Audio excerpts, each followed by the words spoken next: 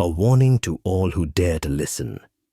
In 1912, three explorers vanished into a hidden valley in New Zealand's southern Alps. Only one returned, and he spent the rest of his life in an asylum, screaming about impossible geometry and ruins that shouldn't exist. In 1922, a detective went searching for answers. What he found made him wish he'd never asked the questions. In 2022, a construction crew broke through a century-old seal and woke something that had been sleeping. This is their story, a tale of cosmic horror spanning 110 years, where reality itself has festered into something wrong, and human curiosity proves more dangerous than any monster. If this descent into madness chills your bones, if you crave more tales of the unexplainable and the terrifying lurking at the edges of our world, subscribe now. New nightmares are delivered regularly, and trust me, you'll want to know what other doors should never be opened, what other valleys are still waiting, patient as stone, hungry as time itself. Don't face the darkness alone. Join our community of horror seekers. Your journey into the forgotten valley begins below. But will you make it back? The morning mist clung to Wellington Harbour like a shroud as the expedition members gathered at the docks on the 15th of March, 1912. Thomas Ashford stood apart from the others, his weathered hands gripping the wooden railing as he watched the grey waters lap against the pier. At 43, he was the oldest among them, a cartographer whose reputation for mapping New Zealand's wilderness had earned him both respect and a comfortable living. Yet something about this particular journey unsettled him in ways he couldn't articulate. Magnificent morning for an adventure, wouldn't you say? The voice belonged to James Blackwood, a young botanist from Cambridge whose enthusiasm for the expedition had been undimmed by the warnings from the local Maori. At 26, Blackwood possessed the invincible optimism of youth, his sandy hair perpetually disheveled, his grey eyes bright with the promise of discovery. Ashford managed a thin smile. Let's hope the mountains are as welcoming as this harbour. The third member of their party approached, her presence commanding attention despite her diminutive stature. Dr. Eleanor Winters was a geologist of considerable reputation, one of the few women to have earned a doctorate from Edinburgh University.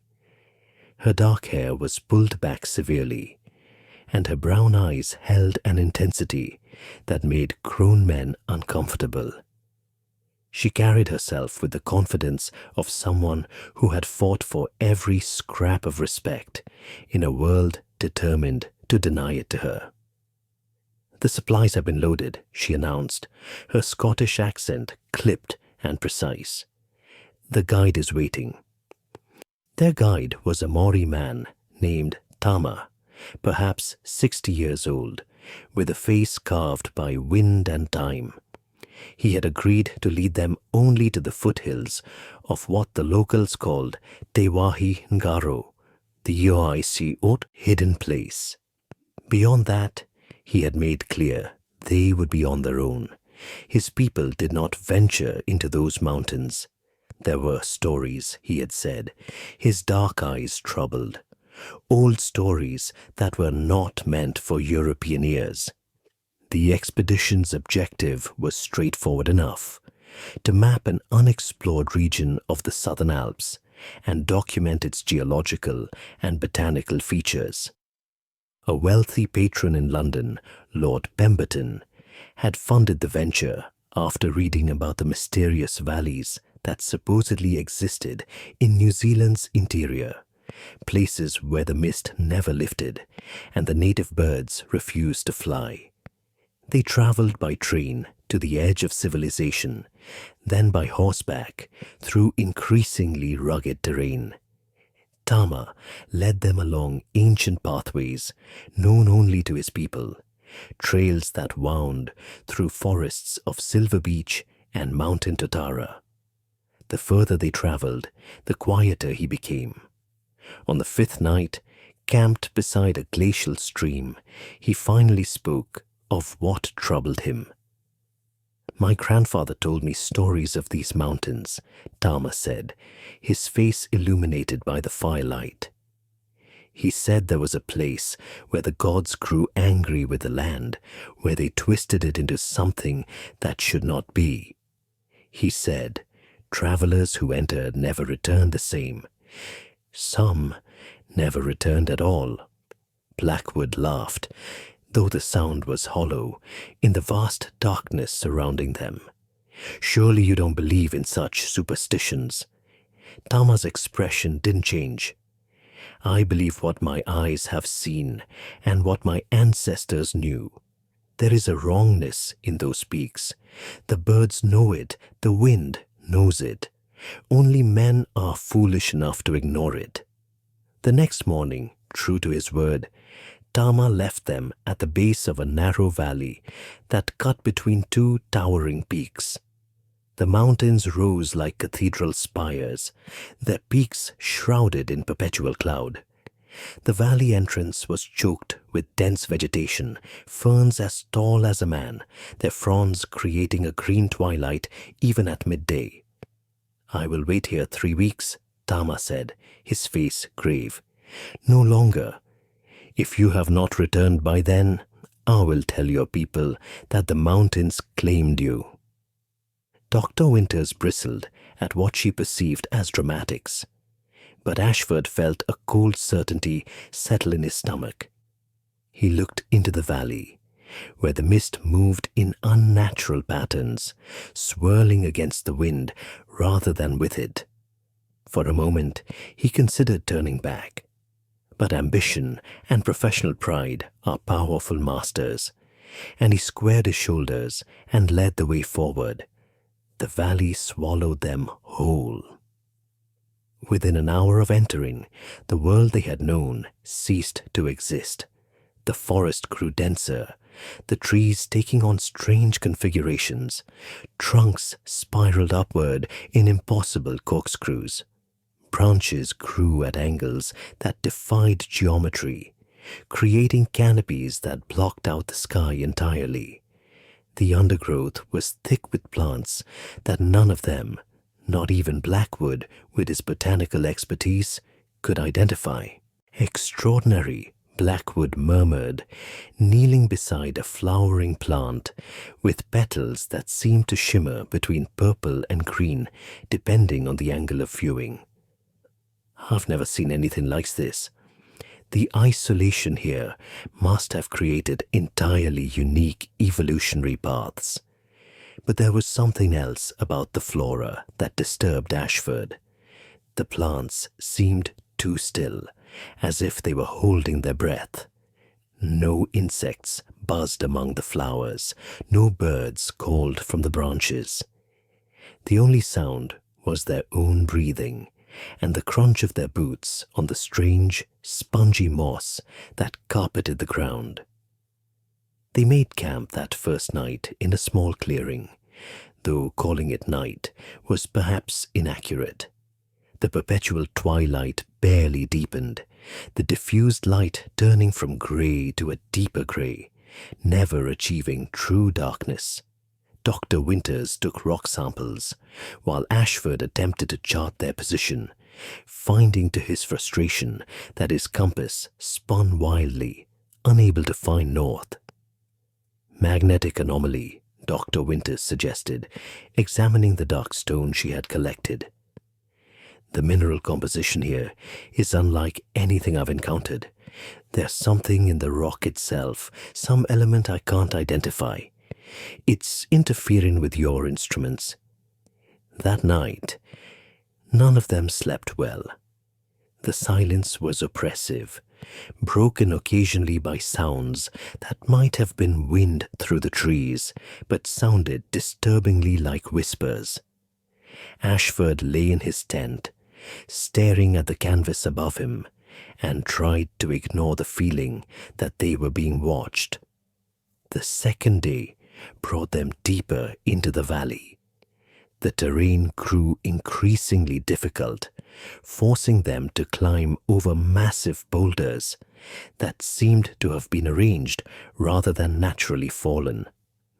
The stone was covered in what Ashford first took to be lichen, but upon closer inspection proved to be something else entirely. Patterns that looked almost deliberate, geometric shapes that intersected and overlapped in ways that hurt to look at for too long. These markings, Dr. Winters said, running a hand over the stone, they're not natural erosion, but they're not carved either. It's as if the rock itself grew this way. Blackwood had wandered ahead, his attention caught by a grove of trees unlike any they had yet encountered. The bark was pale, almost white, and perfectly smooth. The branches formed intricate patterns overhead, creating a lattice that seemed to shift and reconfigure when viewed from different angles. "Come see this," he called back to them, his voice strange and distant, despite standing less than 50 yards away. When they reached him, they found Blackwood standing motionless, staring up at the canopy. His face was slack, his eyes unfocused. "Blackwood?" Ashford touched his shoulder, and the young man jumped, as if waking from a dream. I'm sorry, I was just looking at the trees. They're beautiful, aren't they? So perfectly arranged. I was trying to understand the pattern." "We should move on," Dr. Winters said sharply, though Ashford noticed her own gaze being drawn upward to the branches. He forced himself to look away, disturbed by how much effort it required. They pressed on, but Ashford noticed that Blackwood kept glancing back toward the grove, his expression troubled and yearning in equal measure. On the fourth day, they found the ruins. They emerged from the dense forest into a natural amphitheater formed by 3 mountain peaks. In the center stood the remnants of structures that should not have existed. They were not Maori, nor European, nor anything else recognizable from human history. The buildings, if they could be called that, seemed to grow from the ground itself, organic formations of the same strange stone that covered the valley. They spiraled and twisted, following the same impossible geometry they had observed in the trees and on the boulders. "This is impossible," Dr. Winters breathed, her scientific composure finally cracking. "The geological processes required to form structures like this, they don't exist. This violates every principle of natural formation." Ashford approached one of the structures slowly, his cartographer's mind rebelling against what his eyes reported. The building seemed to have more than 3 dimensions, its surfaces extending in directions that shouldn't exist. When he tried to sketch it in his notebook, his hand refused to cooperate, producing only chaotic scrawls that bore no resemblance to what he saw. Blackwood had already entered one of the structures, drawn by some compulsion he couldn't name. Inside, the walls were covered in more of the geometric patterns, but these moved, or seemed to move, shifting and reconfiguring in the corner of his vision, becoming still whenever he looked directly at them. "There's writing here," he called out, his voice echoing strangely in the enclosed space. "Or something like writing, symbols I've never seen." Dr. Winters joined him, her geologist's hammer forgotten in her hand as she stared at the walls. The symbols did seem to convey meaning, though neither of them could have said what that meaning was. Yet as they stared, both felt knowledge seeping into their minds like water into dry ground, unwelcome knowledge, thoughts that were not their own. Ashford remained outside, a growing dread filling him. He should call them back, should insist they leave this place immediately. But his voice wouldn't come. He found himself walking between the structures, each one revealing new impossibilities. In the center of the amphitheater stood what might have been an altar or a throne or something for which no human language had a name. The stone pulsed with a faint luminescence, and in its surface Ashford saw reflections that showed not his face but other faces, other places, glimpses of perspectives so alien that his mind recoiled from them. That night they made camp among the ruins, though every instinct screamed at them to flee. But where would they go? The valley had become a maze, and Ashford realized with mounting horror that his maps were useless. The landmarks he had carefully noted seemed to shift position when he tried to retrace their path. The valley itself was changing, or perhaps it had always been changing, and they were only now aware of it. They sat around their fire, none of them speaking, each lost in thoughts that grew increasingly dark and strange. Blackwood kept muttering about patterns, about understanding that was just beyond his reach. Dr. Winters clutched her rock samples, turning them over and over in her hands, her eyes reflecting the firelight with an intensity that was almost feverish. It was Ashford who first heard the sound, a low humming that seemed to come from the earth itself, from the stone, from the very air. It was not quite music, but it had a rhythm, a cadence that was almost hypnotic. The others heard it too, he could tell from their expressions, but none of them commented on it. The sound grew louder as the grey twilight deepened, building to a crescendo that filled Ashford's head until he thought his skull would split. Then, in the darkness between the ruins, something moved. It was not a person, it was not an animal. It was movement itself, a flowing of shadows that suggested form without actually possessing it. Ashford tried to look directly at it, but his eyes slid away, unable to focus. He heard Dr. Winters gasp, heard Blackwood laugh, a high hysterical sound that didn't seem to come from his throat. The thing approached their camp slowly, and with each step, reality seemed to bend around it. The fire cast shadows in the wrong directions. The stones beneath their feet felt both solid and insubstantial.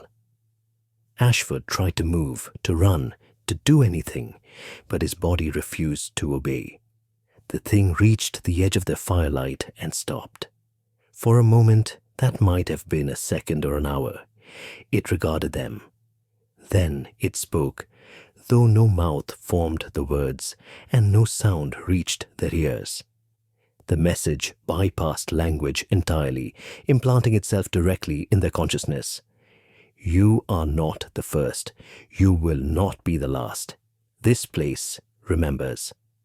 When Ashford woke, if waking was the right word, he found himself alone. The fire had gone out, reduced to cold ashes that looked weeks old rather than hours. His tent had collapsed, the fabric rotted and torn. His supplies had vanished. He stumbled to his feet, his body aching as if he had aged years in a single night. Winters? Blackwood? His voice cracked from disuse. There was no answer. The ruins stood silent around him. But they had changed. Where before there had been perhaps a dozen structures, now there were hundreds, stretching away in all directions. A city of impossible architecture that extended far beyond the amphitheater's boundaries. He found Dr. Winters first. She was standing inside one of the structures, her back to him, absolutely motionless. When he approached and touched her shoulder, She didn't respond. Her eyes were open, staring at the wall of symbols, but she didn't blink. Her skin was cold, and when Ashford looked more closely, he saw that fine lines of the strange stone had begun to spread across her flesh, like crystalline veins just beneath the surface.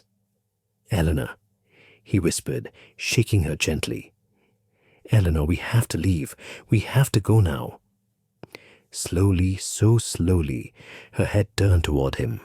Her eyes were unchanged, still brown, still human, but the mind behind them was somewhere else entirely.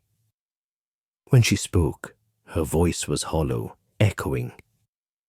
"Can't you see it, Thomas? Can't you see the pattern? It's been here all along, underneath everything. The world isn't what we thought. The dimensions we know are just shadows, projections of something so much larger. I can almost understand it. Just a little longer, and I'll know everything." He tried to pull her away, but she was rooted to the spot, her feet fused with the stone floor. In horror, Ashford released her and backed away. Her eyes never left the wall, and she resumed her muttering, speaking in words that were no language he knew. He found Blackwood in the grove of white trees, the place that had so captivated him weeks before. The botanist had climbed high into the branches and had woven himself into them. His arms were entwined with the pale wood, his body contorted to match the spiraling geometry of the tree itself. Bark had begun to grow over his skin, claiming him slowly. His eyes were open, and when he saw Ashford, he smiled. "I understand now," Blackwood said, his voice rustling like leaves. "I understand what they are, what this place is. It's not meant for us, Thomas. We're too limited, too linear. We think in 3 dimensions, in cause and effect, in time that flows one direction. But here, all of that breaks down. This is a place where other things bleed through, where the walls between realities were thin. The ruins weren't built. They grew, seeded by something from outside our understanding of space." "Come down from there," Ashford pleaded. "James, please. We can still leave. We can still get out." But Blackwood was beyond hearing, beyond saving. His smile widened, showing teeth that had begun to take on the smooth, white appearance of the bark. "I'm going to become part of it," he whispered. "I'm going to be eternal, Thomas. I'm going to see everything." Ashford ran. He crashed through the forest, branches tearing at his clothes and skin, the ground shifting beneath his feet. The valley had become a labyrinth, paths leading in circles, landmarks appearing and disappearing. He ran until his lungs burned, until his legs gave out, until he collapsed in the strange moss and wept. When he finally rose, he found himself back at the ruins. Always back at the ruins. The amphitheater was the center, the heart of whatever wrongness infected this place, and it would not let him leave. Days passed, or weeks, or months. Time had lost all meaning. Ashford's supplies dwindled and disappeared. He ate plants he didn't recognize, drank water from streams that tasted of minerals and something else, something that made his head swim with visions. He grew thin, haggard, his beard long and tangled, his clothes falling to rags. But worse than the physical deterioration was what was happening to his mind. The patterns on the stones began to make sense. The geometry of the ruins started to seem not wrong, but correct, the only correct way things could be. He began to hear the humming constantly, and within it, voices. Thousands of voices, millions, speaking in unison about things he was beginning to understand. He found other remains in the valley, skeletons scattered among the ruins, some ancient beyond reckoning, others more recent. All bore signs of the same transformation he had seen in his companions. Some had been partially absorbed into the stone itself, bones jutting from the walls like bizarre ornaments. Others had merged with the plants, their rib cages forming cages for strange flowers that bloomed in colors that hurt to name. This place collected people, Ashford realized. It had been collecting them for longer than human civilization, perhaps longer than humanity itself. The ruins weren't built by any people. They had grown from the valley's heart, seeded by something that existed in angles and dimensions that human minds couldn't process. The valley was a trap, a lure drawing the curious and the brave into its depths and keeping them, changing them, making them part of whatever impossible ecosystem thrived here. On what he believed was his last day of sanity, Ashford found a way out. It wasn't the valley showing mercy. It was simply that he had become so changed, so much a part of this place, that it no longer recognized him as separate from itself. He walked through the forest, and the paths opened before him. He climbed over the boulders, and they seemed to help rather than hinder. He emerged at the valley's entrance as the grey twilight deepened to something like night. Tama was gone, of course. 3 weeks had passed, perhaps more. Ashford had no way of knowing. He set off towards civilization, walking in a daze, sustained by something that wasn't quite willpower and wasn't quite the valley's influence, following him like a shadow. It took him weeks to reach the nearest settlement. The people there recoiled from him.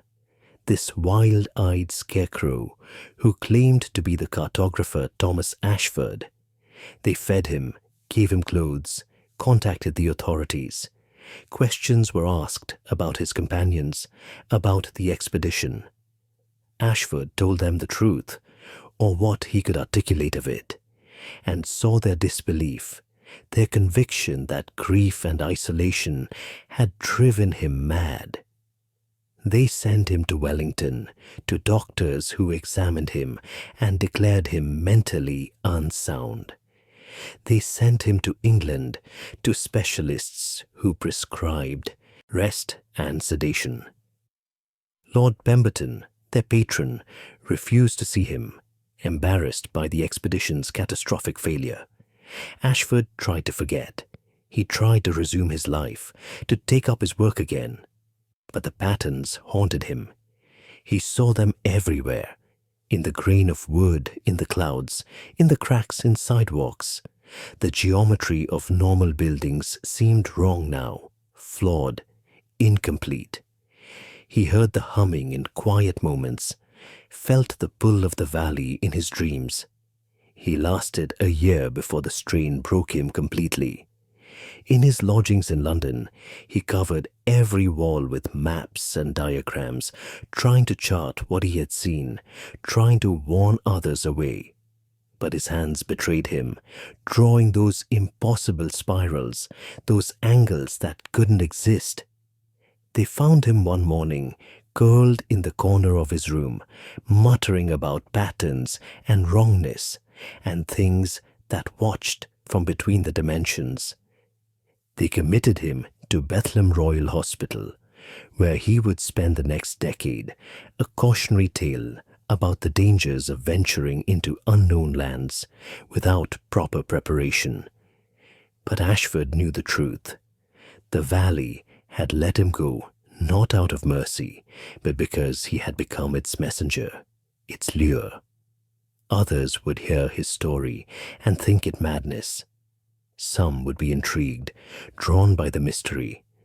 Some would mount their own expeditions, seeking to prove or disprove his claims.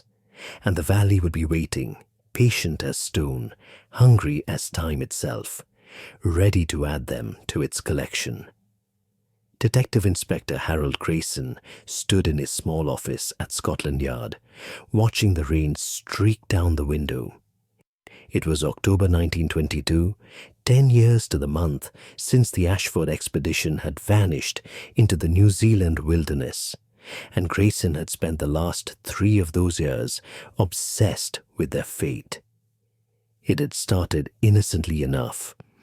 Grayson's sister, Margaret, had been engaged to James Blackwood before the expedition. The botanist had promised to return with specimens that would revolutionize the field, with discoveries that would secure his reputation and their future together.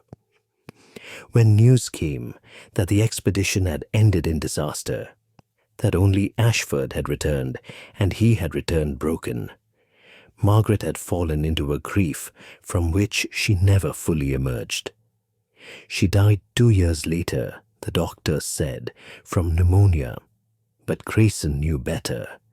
She had died from a broken heart and unanswered questions. Grayson had used his position and connections to investigate what really happened.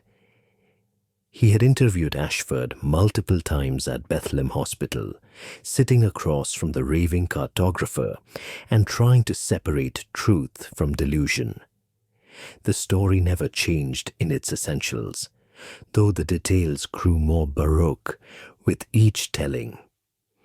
A hidden valley, impossible ruins, companions transformed by something that lurked in the heart of the mountains. The doctors dismissed it all as trauma-induced psychosis. Lord Pemberton had buried the entire affair, embarrassed by the expedition's failure. The official record stated that the party had been lost in a rock slide or avalanche, that Ashford's survival was miraculous, that his mental breakdown was understandable under the circumstances. But Grayson couldn't let it go. He corresponded with scientists, with explorers, with anyone who might shed light on what had really happened. Most dismissed him as a crank, another conspiracy theorist unable to accept a simple tragedy.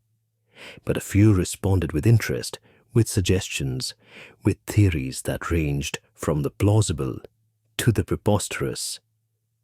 Then, one morning in October, the letter arrived. It was postmarked from Wellington, New Zealand, and the handwriting was educated but shaky, as if written by someone elderly or ill. Grayson slit it open with his letter knife and began to read. Dear Inspector Grayson, I have read with great interest your inquiries regarding the Ashford expedition of 1912. I am writing to you now because I believe you are one of the few people who might listen to what I have to say without immediately dismissing it as the ravings of a superstitious native. My name is Tama Rewiri. I was the guide who led Ashford and his companions to the valley they called the Hidden Place. I was the one who waited for them at its entrance, and I was the one who saw Ashford emerge, changed by whatever he experienced within. For 10 years, I have tried to forget that place. I have performed ceremonies to cleanse myself of its taint. I have spoken to my people's Tohunga, our priests and healers, seeking understanding of what dwells there. What I have learned troubles me deeply enough that I am breaking my silence. The valley is not merely a geographical anomaly. It is a wound in the world, a place where the boundaries between what is and what should not be have grown dangerously thin. My ancestors knew of it. They called it Te Wahingaro, not because it was hidden, but because it was a place of forgetting, where those who entered were forgotten by the world itself, and forgot who they were. There are stories, old stories, of a time before my people came to these islands, when things from outside the world we know tried to force their way in. The valley was the scar left by that attempt, a place forever marked by their touch. The ruins Ashford spoke of were not built by any earthly hands. They are more like wounds festered into permanence, places where reality itself has become infected. I am writing to you because I have seen signs that others are planning to search for the valley. A group of researchers from Australia, funded by some wealthy collector of oddities, have been making inquiries in Wellington. They have asked about Ashford, about the expedition, about the location of Te Wahingaro. They do not believe my warnings any more than Ashford's party believed them. I'm too old to guide them, even if I wished to do so, which I do not. But I fear they will find it anyway. The valley has a way of drawing those who are meant to feed it, and I fear what might happen if they do more than simply enter and become lost. What if they disturb something? What if they bring something back? Inspector, if you care about your sister's memory, if you wish to understand what truly happened to her betrothed, I urge you to come to New Zealand, not to mount another expedition, God forbid, but to help me prevent this new group from making the same terrible mistake. Perhaps together we can seal this wound before more lives are lost to it. I remain respectfully yours, Tama Rewiri. Grayson read the letter 3 times, his hands trembling slightly. The rational part of his mind, the part that had made him an effective detective, screamed that this was madness, that he should burn the letter and forget about the entire affair. But the part of him that still grieved for Margaret, that had spent 3 years chasing the truth, knew he would book passage on the next ship to New Zealand. The voyage to New Zealand took 6 weeks, and Grayson used every moment to prepare. He reread Ashford's statements, studied maps of the Southern Alps, researched similar geographical anomalies reported around the world. The more he read, the more disturbed he became. There were other places like the valley Ashford described. In the Himalayas, there were rumors of mountain passes that led nowhere, that returned travelers changed or not at all. In the Amazon, stories of clearings where the jungle grew in patterns that hurt the mind to perceive. In Antarctica, reports from early explorers of mountains that shouldn't exist, of valleys that moved when you tried to map them. Grayson also discovered that Ashford had not been the first to describe impossible geometry in the New Zealand wilderness. Going back through archives, he found scattered accounts from early Maori oral histories, transcribed by missionaries in the 1840s, that spoke of places where the land had been broken by the old gods, and where the angles of the world folded wrong.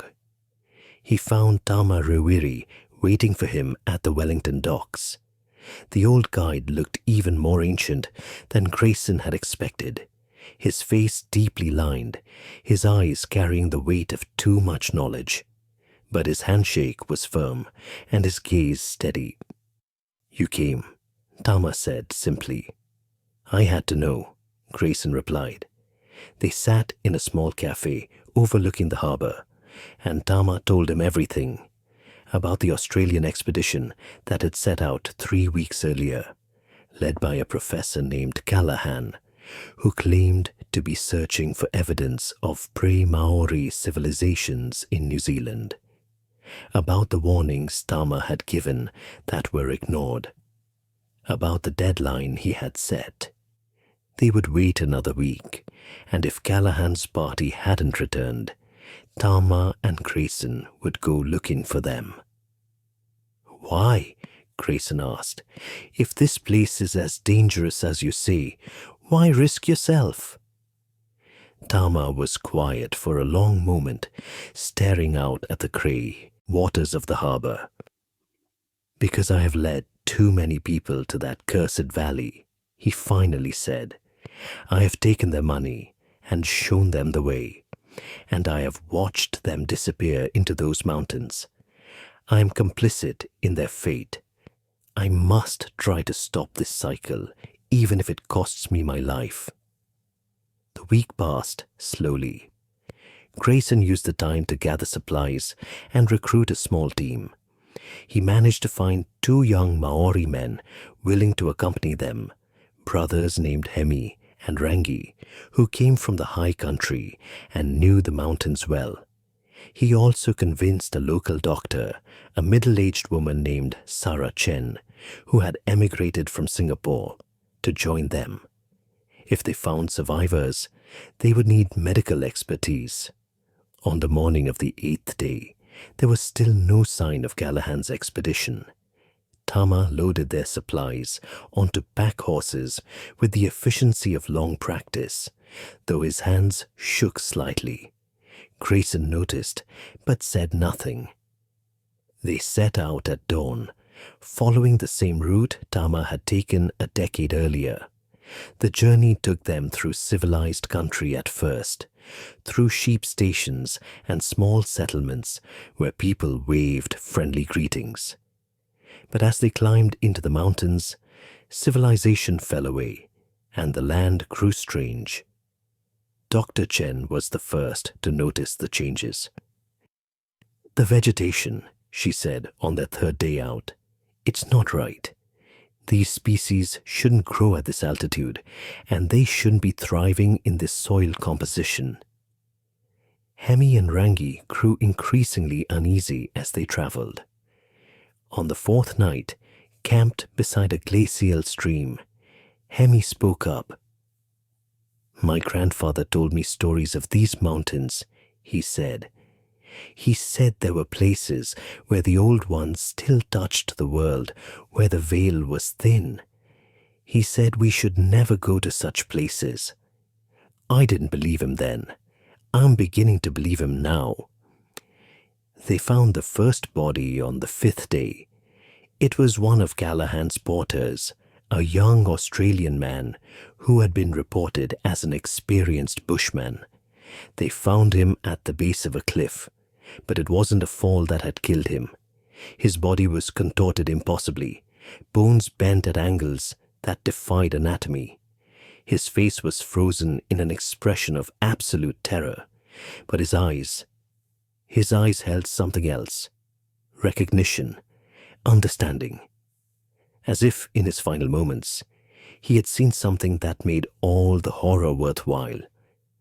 Dr. Chen examined the body with professional detachment, but Grayson saw her hands shaking as she closed the dead man's eyes.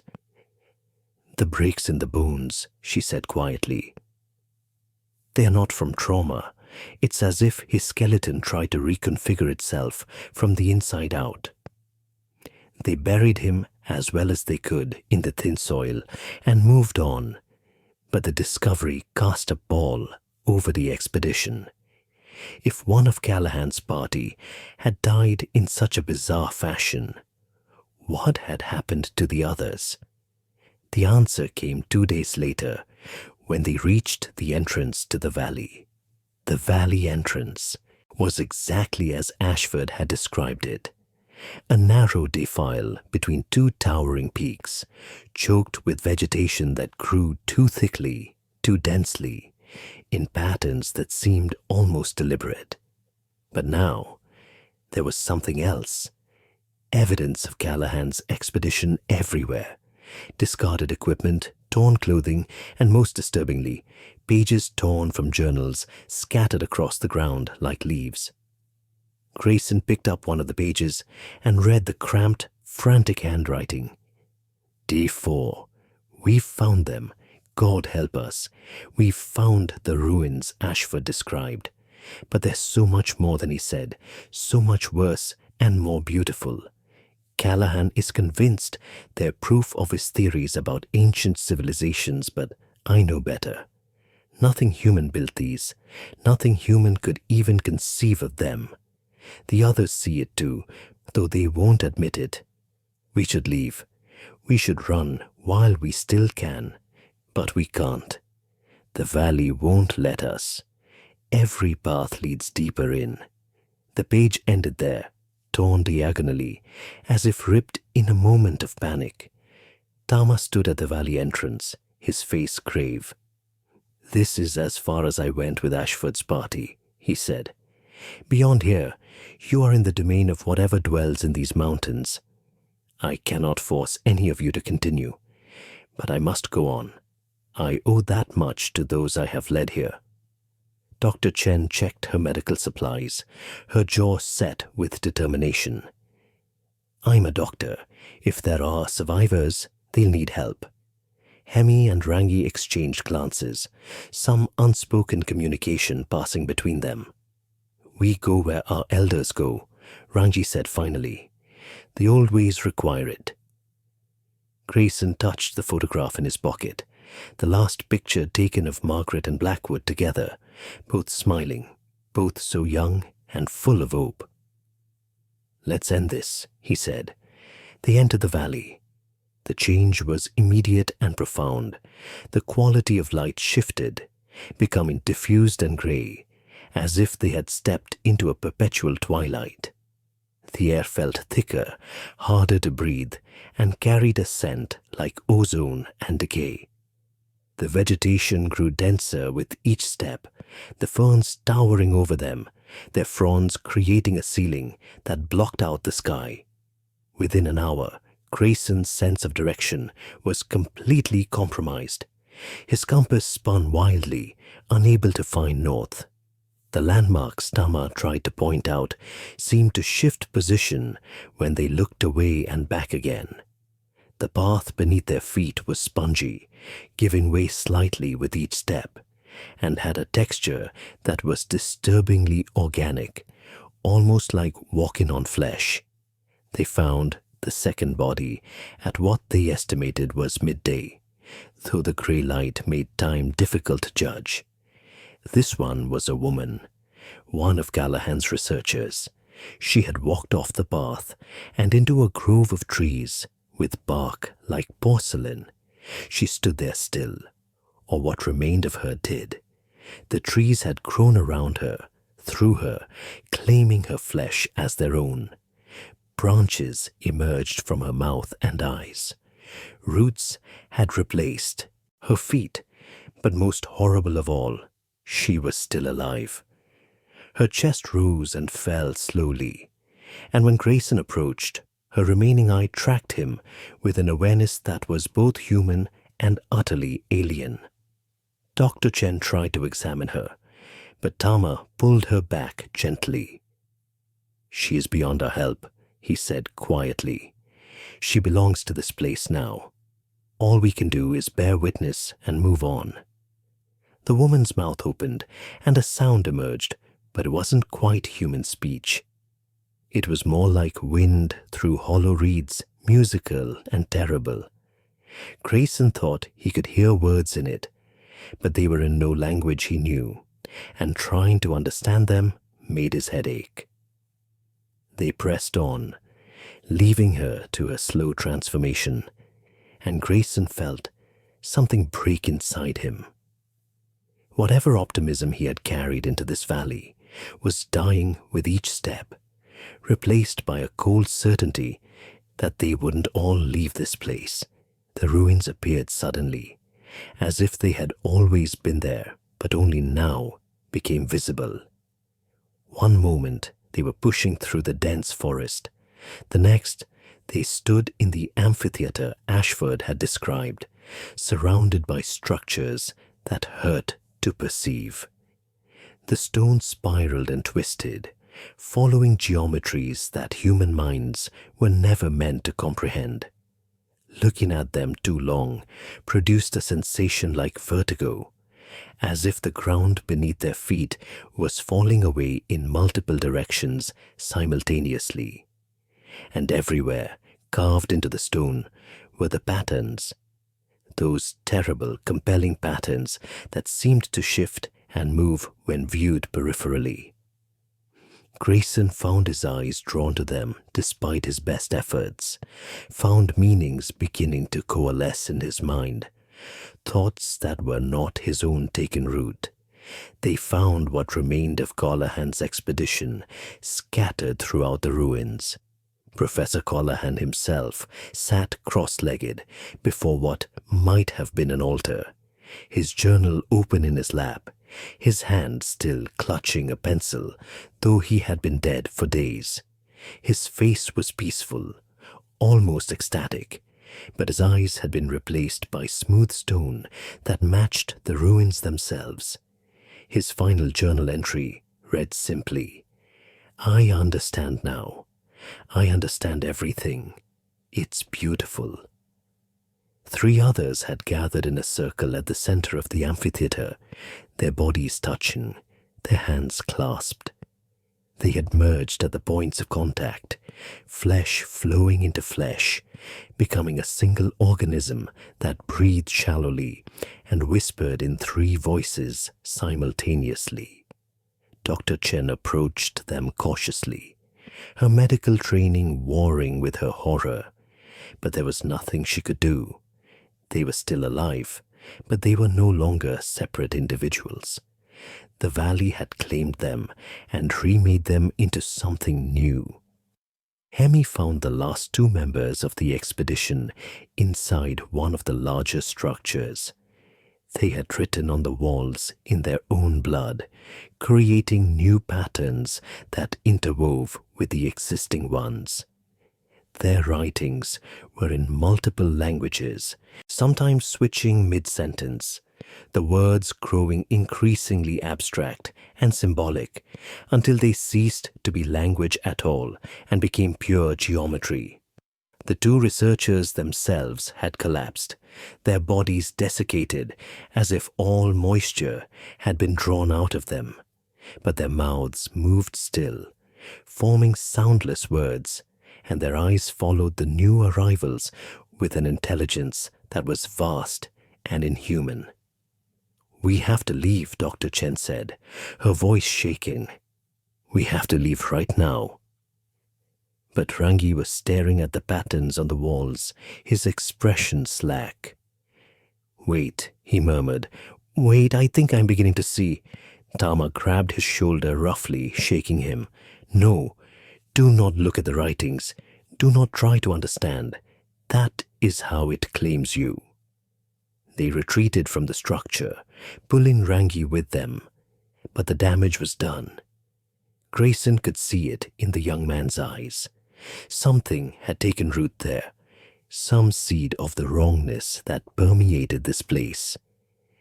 As they stood in the amphitheater, trying to decide their next move, the humming began. It was the same sound Ashford had described, a vibration that seemed to come from the stone itself, from the earth, from the very air.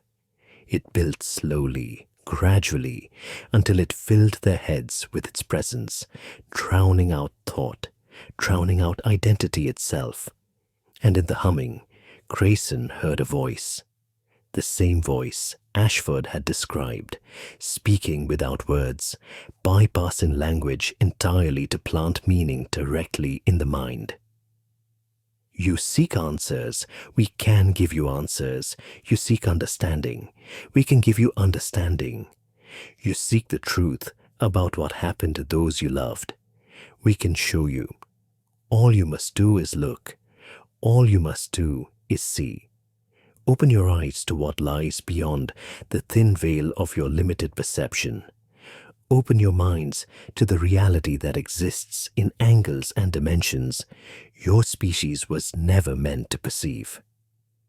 Grayson felt himself swaying, felt his resistance crumbling. It would be so easy to give in, to let the patterns fill his mind, to finally understand what had happened to Blackwood, to Margaret's beloved. So easy to just let go. A sharp pain in his hand brought him back. He looked down to find that he had closed his fist so tightly around Margaret's photograph that his fingernails had drawn blood. The pain anchored him, reminded him of who he was, why he had come here. "No," he said aloud, and the word felt like breaking through water to breathe. No, we're leaving. We're leaving now. Tama nodded, his face drawn but resolute. He grabbed Hemi's arm while Dr. Chen took Rangi's, and together they began to back away from the amphitheater. The humming rose to a crescendo, angry now, demanding. The shadows between the ruins began to move, taking on forms that suggested nightmare creatures, entities that existed in too many dimensions to fully manifest in the three-dimensional world. They ran. The forest became a maze, paths appearing and disappearing, the trees themselves seeming to reach for them with branches that were too long, too flexible, too much like grasping hands. Rangi fell behind, his eyes still glazed, still staring at nothing. When Grayson looked back, he saw the young man smiling, walking slowly back toward the ruins, drawn by something none of the others could hear. Hemi cried out and tried to go back for his brother, but Tama held him firm. "He is already lost," the old guide said, tears streaming down his weathered face. "If we go back, we're all lost." They pressed on, and gradually, so gradually they almost didn't notice, the wrongness began to fade. The trees became normal trees. The light became normal light. The ground beneath their feet felt like earth again, rather than something organic and aware. They emerged from the valley as the sun was setting, painting the peaks in shades of red and gold that seemed impossibly pure and clean after the grey twilight of the valley. Behind them, the valley entrance stood dark and forbidding, and Grayson swore he could still hear the humming, faint but persistent, calling to something deep in his hindbrain. They made camp a safe distance from the valley, but none of them could sleep. Hemi sat apart from the others, grieving his brother. Dr. Chen busied herself checking their supplies, her hands never quite stopping their trembling. Tama stared into the fire, his expression haunted. Grayson pulled out his journal and began to write, documenting everything they had seen. It was important that someone know, that there be a record. But even as he wrote, he felt the futility of it. Who would believe them? Who would understand? "It cannot be allowed to continue," Tama said suddenly, his voice cutting through the night. "For 10 years, I have justified my actions by telling myself that people are responsible for their own choices, that I only showed them the way, and what they did with that knowledge was their affair. But I was wrong. That place is a wound that festers and spreads. Every person it claims makes it stronger, feeds its hunger. It must be sealed." "How?" Dr. Chen asked. "How do you seal something like that?" Tama reached into his pack and pulled out a bundle wrapped in flax. When he unwrapped it, they saw it contained carved stones, jade and obsidian, marked with symbols that were clearly Maori, but older, more primal than any Grayson had seen in his research. "These are tapu stones," Tama explained. "They have been blessed by our Tohunga for the specific purpose of warding against the old evils. The things that existed before the world was as it is now. They will not destroy the valley. That is beyond any power we possess. But they can mark it as forbidden, can strengthen the boundaries between what is and what should not be. They can make it harder for others to find, harder for the valley to reach out and lure new victims." "Will it work?" Grayson asked. "I do not know," Tama admitted, "but I must try." At dawn, they returned to the valley entrance. Tama placed the stones in a specific pattern around the defile, speaking prayers in a language so old that even he didn't fully understand all the words. He mixed ash from their fire with earth from outside the valley, creating a barrier across the entrance. He sang songs that his grandfather had taught him, songs about binding and warding, about keeping the old darkness at bay. As he worked, Grayson felt something change. The pressure that had been building in his head since they entered the valley began to ease. The humming that had followed them faded to silence. The valley entrance seemed to become less distinct, harder to focus on, as if it was being gently erased from perception. When Tama finished, he looked older than ever, exhausted by the effort. But there was a peace in his eyes that hadn't been there before. "It is done," he said. "It will not hold forever. Nothing holds forever against such things. But perhaps it will hold long enough. Perhaps fewer will be drawn here. Perhaps those who are will find it harder to enter, will turn back before it is too late." They left the valley behind and began the long journey back to civilization. Along the way, they destroyed what records they could find of the valley's location. They retrieved Callahan's journals and equipment from the camps his expedition had made and burned them. They told the authorities that the expedition had been lost in an avalanche, that they had found no survivors. Grayson returned to England and submitted his resignation from Scotland Yard. He could not continue in a profession built on rational investigation when he now knew how irrational the world truly was. He visited Ashford one last time at Bethlehem Hospital and told him what they had done, what they had tried to do. Ashford listened, and for just a moment his eyes cleared. "Thank you," he whispered. "But it won't be enough. It's never enough.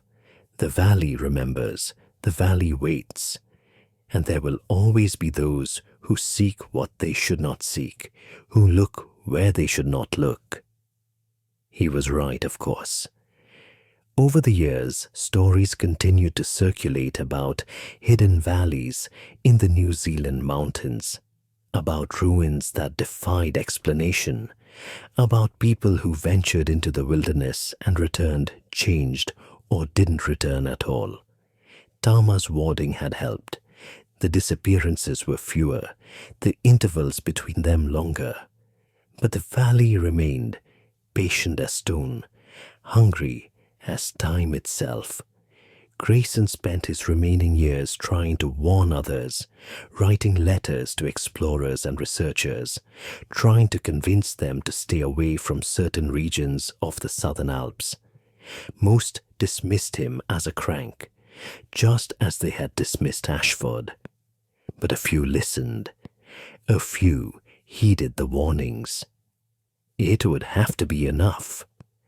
Dr. Rebecca Torres stood at the edge of the construction site, her hard hat pushed back on her head, staring at what the excavation team had just uncovered.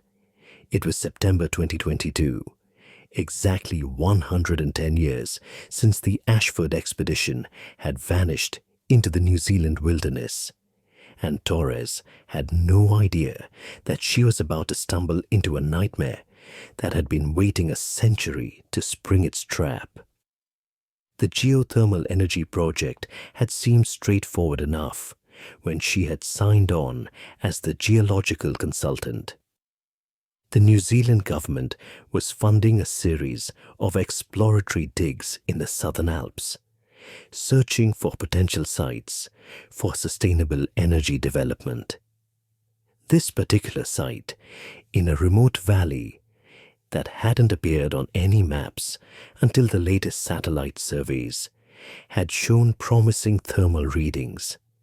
But what they had found 2 meters below the surface wasn't volcanic rock or underground hot springs.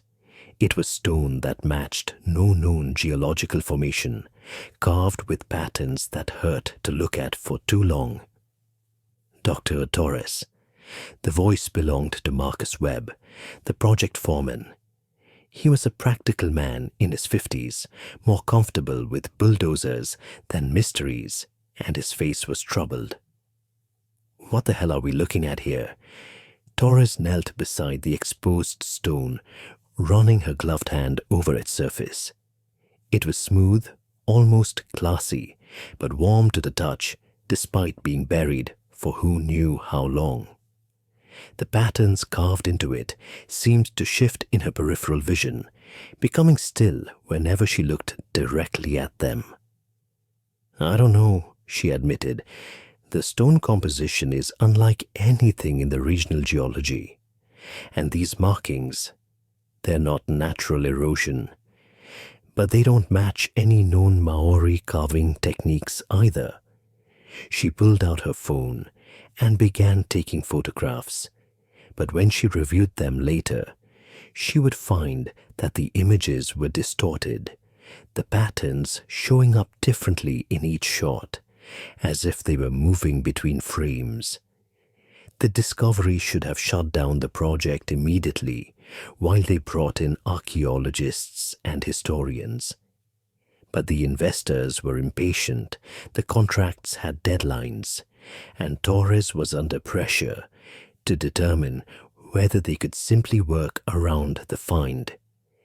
So instead of stopping, they expanded the excavation, carefully removing the soil to expose more of the mysterious structure. Over the next week, they uncovered what appeared to be the top of a much larger complex. The stone extended deep into the ground, forming structures that followed impossible geometries.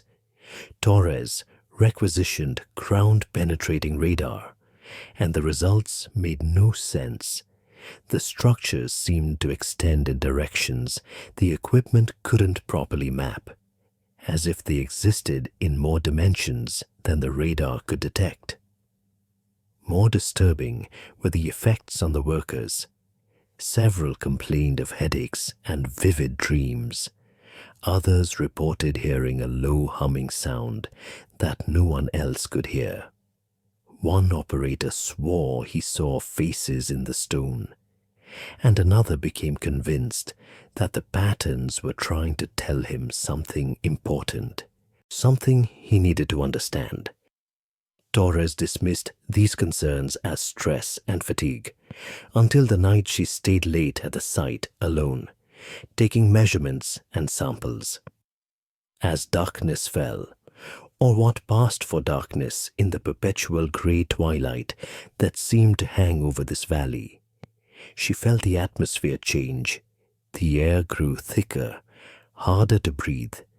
The humming everyone had mentioned became audible to her, a vibration that seemed to resonate in her bones, and the patterns on the stone began to glow with a faint luminescence, pulsing in rhythm with the humming.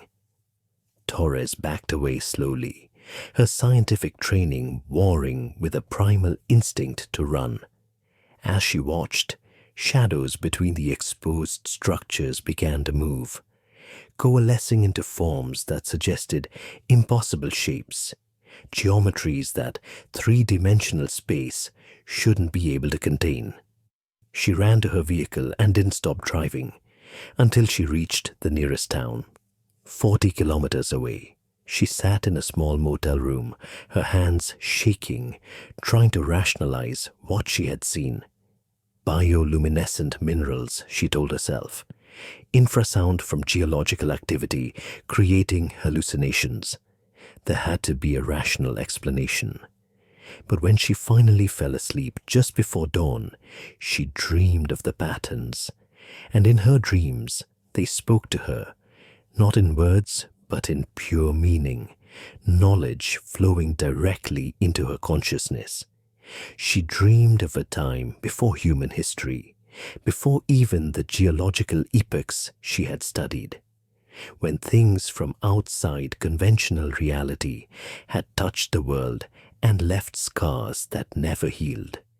She dreamed of a hidden valley, of ruins that collected the lost and curious, of expeditions that had vanished over centuries. She dreamed of a man named Ashford, and when she woke, gasping, she knew exactly where to find his story. The Wellington archives were housed in an old colonial building that smelled of paper and time. Torres had called in sick to the project, the first sick day she had taken in 5 years, and spent 12 hours going through old newspaper files, government reports, and personal correspondence related to the Ashford expedition. The official story was sparse. 3 researchers lost in the mountains, 1 survivor driven mad by the trauma. But buried in the footnotes and cross-references, Torres found more. She found Ashford's own accounts, dismissed as delusions. She found letters from Detective Inspector Harold Grayson, warning about a cursed valley. She found a report filed in 1922 about an Australian expedition that had vanished in the same region, and the subsequent attempt to seal off the area using what the report vaguely described as native protective measures. Most chillingly, she found a map. It was hand-drawn by Tama Rewari, the Maori guide who had led both Ashford and Grayson to the valley. The map was marked with warnings in both English and Te Reo Maori. Tapu, keep out. Those who enter do not return unchanged. The Sahoso, coordinates Tama had noted, adjusted for modern geographical standards, matched almost exactly with the location of her construction site. Torres sat back in her chair, the implications washing over her. They hadn't found a new geothermal site. They had found the valley. Or rather, they had found what the valley had become over a century, its influence spreading, its structures growing closer to the surface. The warding Tama had placed, whatever magic or psychological deterrent it had represented, was failing. She needed to warn the team. She needed to shut down the project immediately. But even as she reached for her phone, she hesitated. What would she say? That the site was cursed? That a century-old story about impossible ruins and reality-warping entities was literally true? They would think her mad, just as they had thought Ashford mad. She needed proof. She needed evidence that couldn't be dismissed. Torres returned to the site the next morning, armed with equipment borrowed from the university. High-resolution cameras, electromagnetic field detectors, seismographs, anything that might objectively document the anomalies she had witnessed. She found the site in chaos. During the night, something had happened. The exposed structures had expanded dramatically, stone growing like crystalline formations, spreading across the excavation site in impossible spirals. Several pieces of equipment had been incorporated into the growth, metal and stone fusing together in ways that violated every principle of materials science. And standing in the center of it all was Marcus Webb. The foreman stood perfectly still, his back to Torres, facing the largest of the exposed structures. As she approached, calling his name, he didn't respond. When she touched his shoulder, he slowly turned his head to look at her, and she saw that his eyes had changed. They still held his usual brown color, but something else looked out from behind them, something fast and inhuman. "Do you see it yet?" he asked, his voice hollow and echoing. "Do you see the pattern? It's so simple once you understand. The world isn't what we think it is. It's just a shadow, a projection of something so much larger. The ruins aren't buildings, they're doorways, passages to places that exist in angles we can't normally perceive."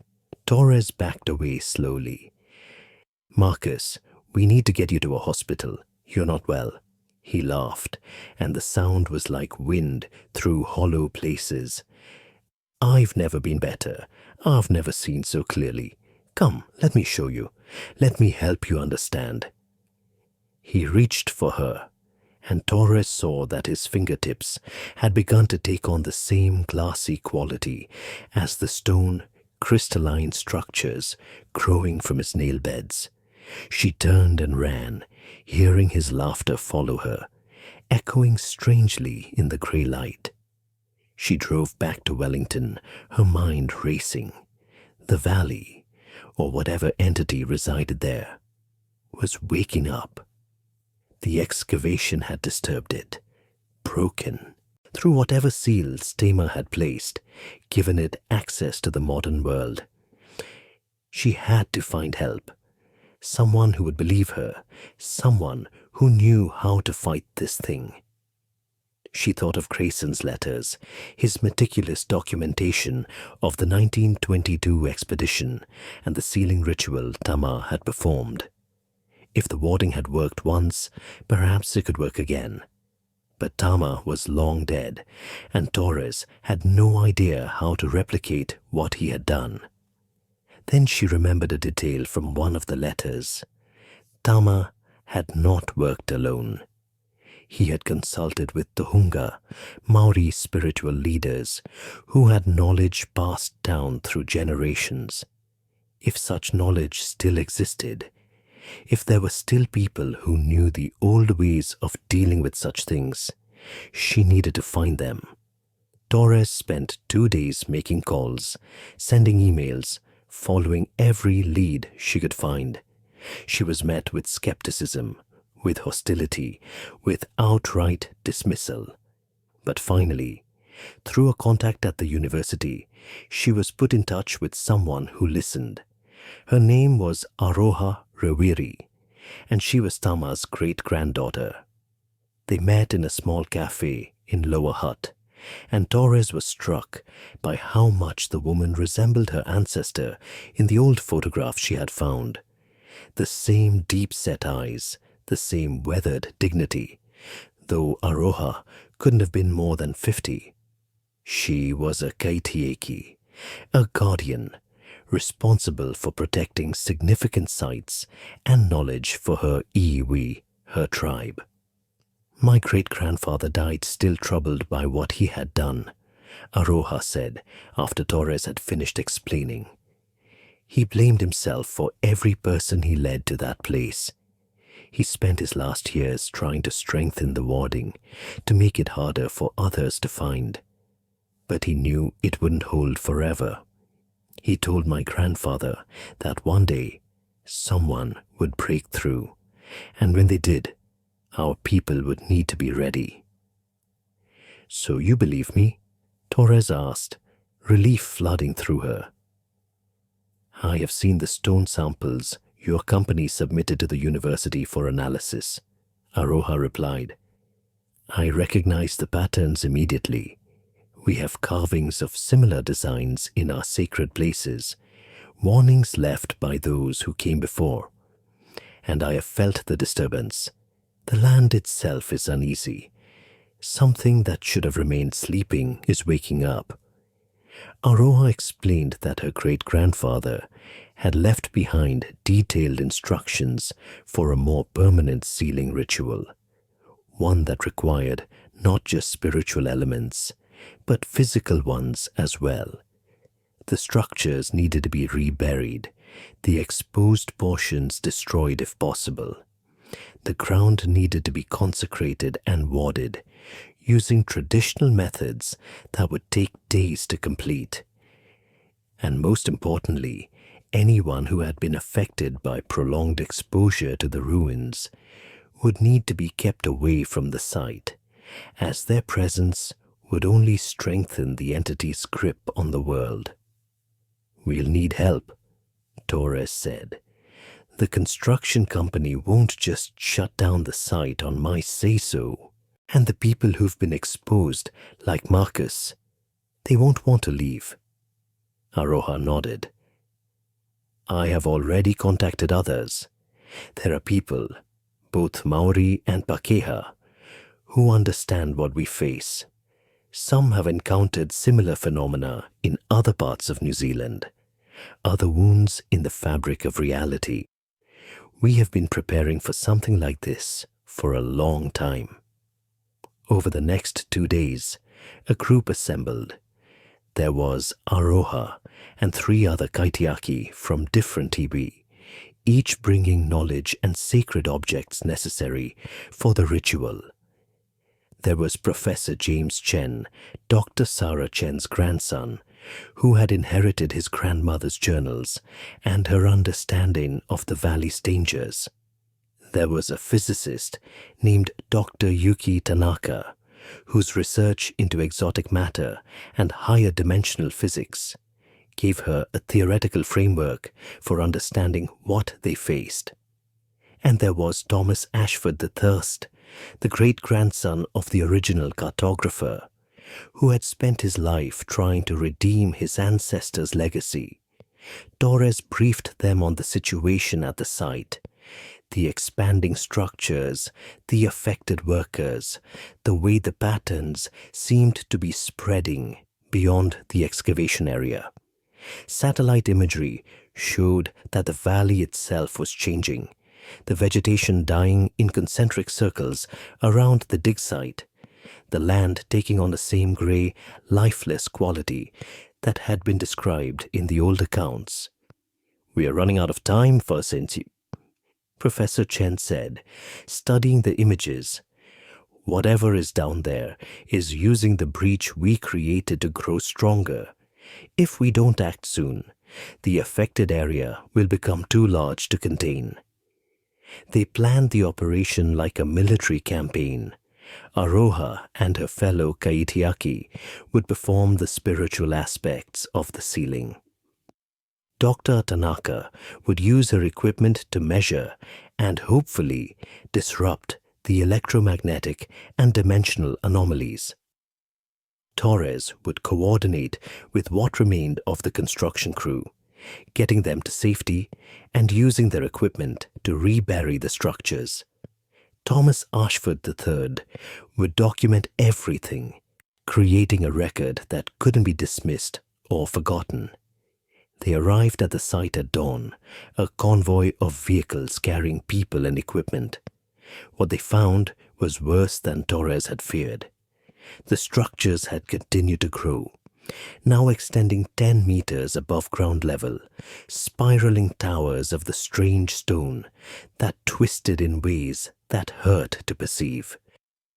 The entire excavation site was covered in the patterns, and they were spreading, etching themselves into the surrounding rock, into the earth itself, even into the metal of the abandoned construction equipment. And everywhere, the humming, that low, rhythmic vibration that seemed to emanate from the stone, from the ground, from the air itself. It was louder now, more insistent, and even those who had never been to the site before felt its pull, felt the compulsion to look at the patterns, to try to understand them. Marcus Webb emerged from between the structures to meet them. He was no longer alone. 5 other workers stood with him, all showing signs of transformation. Their skin had taken on a translucent quality, and beneath it, crystalline structures were beginning to form, following the same impossible geometries as the ruins themselves.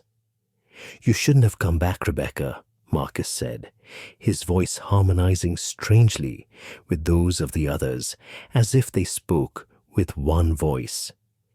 "This is a place of becoming, of evolution. We are being offered a gift, the chance to shed our limited perspectives and join with something infinitely greater. Why do you resist?"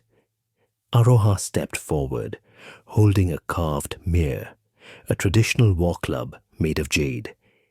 She began to speak in Te Reo Maori, her voice strong and clear, reciting karakia, prayers and incantations that had been passed down through generations. The other Kaitiaki joined her, their voices blending in harmonious counterpoint to the humming from the ruins. The effect was immediate. The transformed workers recoiled as if struck, their unified voice breaking into individual cries of pain and confusion. The patterns on the stone seemed to dim slightly, their luminescence flickering. "Now!" Aroha shouted, and the team sprang into action. Dr. Tanaka activated her equipment, flooding the area with precisely calibrated electromagnetic pulses designed to disrupt the dimensional anomalies she had detected. The air shimmered and rippled, and for a moment the structures seemed to become less solid, their edges blurring and fading. Torres and Professor Chen ran to the bulldozers, starting engines that sputtered and protested, but eventually roared to life. They began pushing earth back over the structures, burying them as quickly as possible. With each load of soil that covered the stone, the humming grew quieter, the pressure on their minds lessening. But the entity, or entities, within the ruins didn't surrender easily. The stone fought back, growing faster than they could bury it, reaching out with tendrils that wrapped around the equipment, trying to stop them. The transformed workers rushed forward, trying to pull the operators from their vehicles, their strength unnaturally enhanced by whatever was changing them. Thomas Ashford III stood at the edge of the chaos, filming everything with a high-definition camera, creating the undeniable documentation they would need. But as he filmed, he felt something else happening. Memories that weren't his own began to surface, his great-grandfather's memories, passed down through some genetic inheritance, or perhaps through the very air of this cursed place. He saw through Thomas Ashford's eyes as the original expedition entered the valley. He felt the old man's terror and fascination. He understood, in a way that went beyond words, what his ancestor had tried to warn the world about. "It's not evil," Thomas shouted over the noise. "It's not trying to hurt us. It's just so fundamentally different from us that our minds can't process it without breaking. It exists in dimensions we can't perceive, and when it touches our world, it creates these scars, these ruins. It's not even aware of what it's doing to us, any more than we're aware of the bacteria we kill when we sterilize a surface." "That doesn't make it any less dangerous," Aroha replied, her voice strained from the constant recitation of Karakia. "Dangerous things must be contained, whether they mean harm or not." The battle, if it could be called that, lasted 6 hours. 6 hours of burying and being pushed back, of chanting prayers against the humming from below, of fighting their own minds as the patterns tried to take root in their consciousness.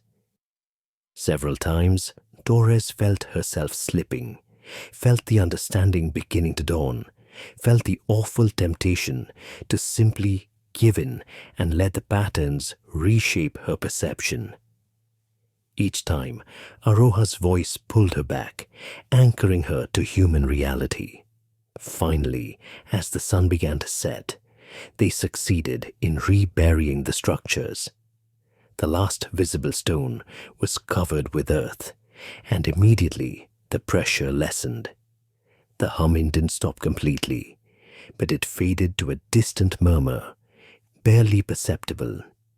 The transformed workers collapsed, the connection to whatever had been changing them severed by the burial. Marcus and the others lay unconscious but breathing, the crystalline growths on their bodies beginning to slowly recede. Dr. Tanaka checked their vital signs and declared them stable, though what their long-term prognosis might be, she couldn't say. Aroha, and the other Kaitiaki spent the next 3 days completing the warding ritual. They placed tapu stones in a precise pattern around the entire site, consecrated the ground with water from sacred springs, and buried objects of power that would strengthen the boundary between what was buried and the surface world. They spoke prayers that lasted hours, their voices growing hoarse but never faltering.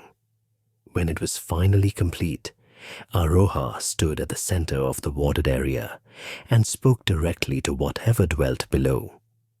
"You are not welcome in our world," she said in both English and Te Reo Maori. "You are sealed here by powers older than you, by the will of the people who call this land home. You may not spread, you may not reach out, you may not claim any more of our people, sleep, and be forgotten." The response was a surge of anger that made the ground tremble, a final defiant pulse of the humming that left everyone's ears ringing. Then silence. True silence for the first time since the excavation had begun. The site was officially designated as a protected area, off limits to all development. The construction company was quietly compensated for their losses, and non-disclosure agreements were signed by everyone involved. The official story was that the dig had uncovered archaeological sites of significance that required permanent preservation. The transformed workers recovered slowly. Marcus Webb would never remember exactly what had happened to him or what he had experienced during his transformation. None of them would. But they all left with a deep instinctive aversion to geometric patterns and certain types of stone. They all had nightmares that they couldn't quite remember upon waking, dreams full of angles and spaces that shouldn't exist. Dr. Torres took a leave of absence from her position and spent 6 months working with Aroha, learning about the other sites scattered across New Zealand and around the world, places where the barriers between dimensions wore thin. She became part of an informal network of scientists, spiritual leaders, and researchers dedicated to monitoring and containing such anomalies. Professor Chen compiled all the historical accounts, all the documentation from every expedition and encounter into a comprehensive archive. It was stored both digitally and in physical form, with copies distributed to trusted institutions around the world. The story could no longer be dismissed or forgotten. Thomas Ashford III completed his documentary, though it would never be widely released. Instead, it circulated among the network, used as an educational tool for those who needed to understand what they might face. The final frame of the film showed the sealed site, peaceful and quiet in the mountain valley, with a simple caption: "Some doors should never be opened." Dr. Tanaka continued her research, developing theoretical models that might explain the physics of what they had encountered. Her work was published in obscure journals, couched in mathematical terms abstract enough that most readers dismissed it as interesting but purely theoretical speculation. Those who knew, though, understood what she was really describing. Aroha returned to her role as Kaitiaki, but with a new urgency. The ceiling at Torres's site had worked, but she knew it was only one of many such places. The world was full of thin spots, weak points where things from outside could push through. And as humanity expanded, as they dug deeper and built higher, the chances of accidentally breaching one of these boundaries only increased. On the first anniversary of the sealing, the core group gathered again at a safe distance from the site. They stood on a ridge overlooking the valley, watching the mist move through the trees, listening to the wind that sounded almost, but not quite, like that terrible humming. "Do you think it will hold?" Torres asked. "For now," Aroha replied. "My great-grandfather's ceiling lasted almost a century. This one is stronger, built on his knowledge and enhanced by our modern understanding. But nothing lasts forever. There will come a time when it weakens, when someone will need to renew it. Hopefully, there will be people who remember, who understand." "We'll make sure of it," Professor Chen said. "We'll pass the knowledge down, train the next generation. My grandmother was the first in our family to face this horror. I won't be the last." They stood in silence for a while, each lost in their own thoughts. Finally, Thomas Ashford III spoke, his voice quiet but determined. "My great-grandfather spent the last years of his life trying to warn people, and no one listened. They called him mad, but he wasn't mad. He just saw something true that others refused to believe. I won't let that happen again. I won't let his warning be forgotten." As they turned to leave, Torres took one last look at the valley. In the fading light, she could almost see them. All the lost souls who had been claimed by this place over the centuries. Ashford and his companions, Callahan's expedition, the transformed workers who had been saved but would never be the same, countless others whose names were lost to history. The valley waited, patient as it had always been, patient as it would always be.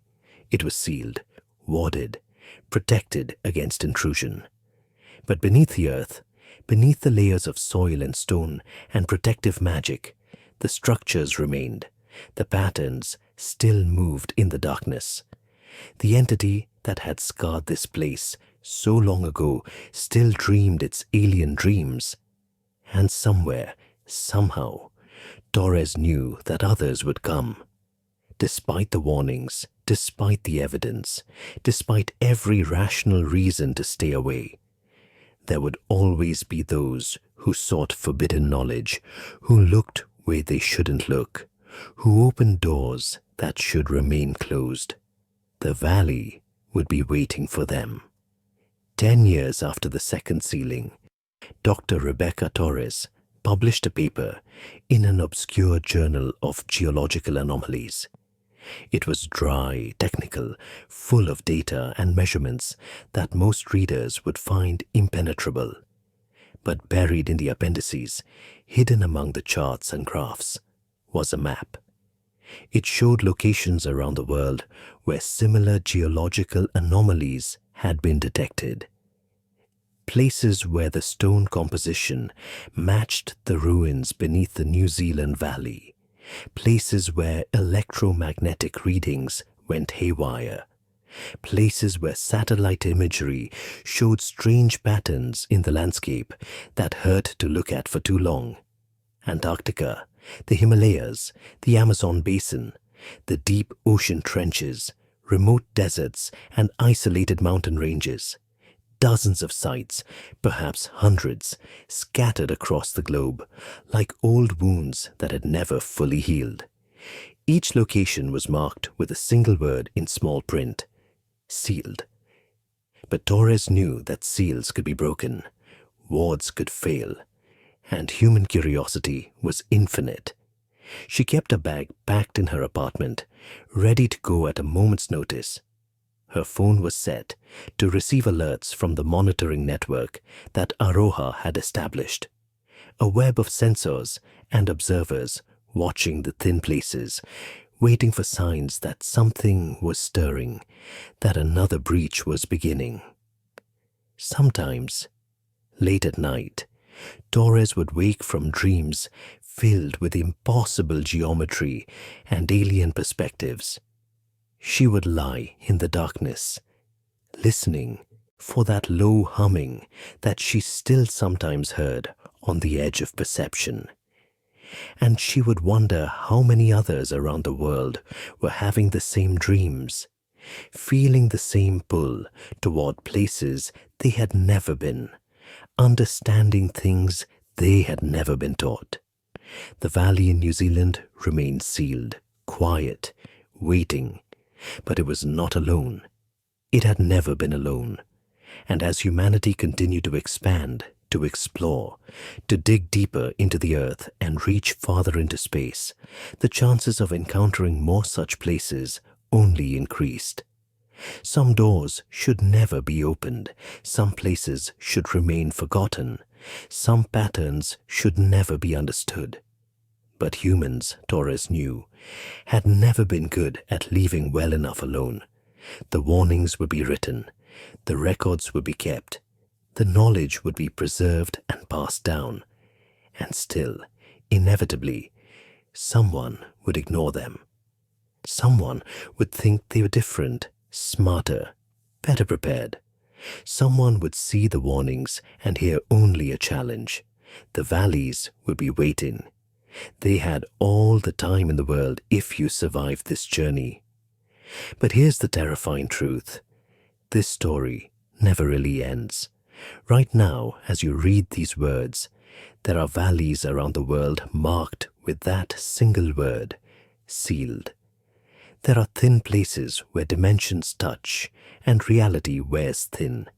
There are construction projects, mining operations, and expeditions that might, at any moment, break through another forgotten seal. The valleys are still waiting. The patterns are still moving in the darkness. And the next breach could happen tomorrow. The Forgotten Valley was just the beginning. There are stories waiting in the depths of the ocean, in the frozen wastes of Antarctica, in forgotten temples and abandoned research stations, places where the warnings were ignored, places where curiosity proved fatal, places where something old and vast and utterly alien left its mark on our world. Don't face the darkness alone. Join our community of horror seekers. Hit that subscribe button now, because the next time someone breaks through a seal, the next time an expedition vanishes into impossible geometry, the next time reality itself begins to crack, you'll want to know about it. Remember, some doors should never be opened. But if they are, you deserve to know which ones. Did this story leave you unsettled? Good. That means you are paying attention. And if you know someone who needs a good scare, share this story with them. After all, misery loves company, and so do the valleys. This story is a work of fiction. However, listeners should be aware that New Zealand's Southern Alps do contain many unexplored and poorly mapped valleys. The Maori concept of tapu, sacred or forbidden places, is real and should be respected. While the specific valley described in this story does not exist, the principle behind it, that some places carry dangers beyond our understanding, is one that has appeared in cultures around the world throughout history. Tread carefully, listen to warnings, and if you ever find yourself in an isolated place where the geometry seems wrong and the air hums with something almost but not quite like sound, turn back. Until next time, keep your eyes open, but not too wide. Some things shouldn't be seen.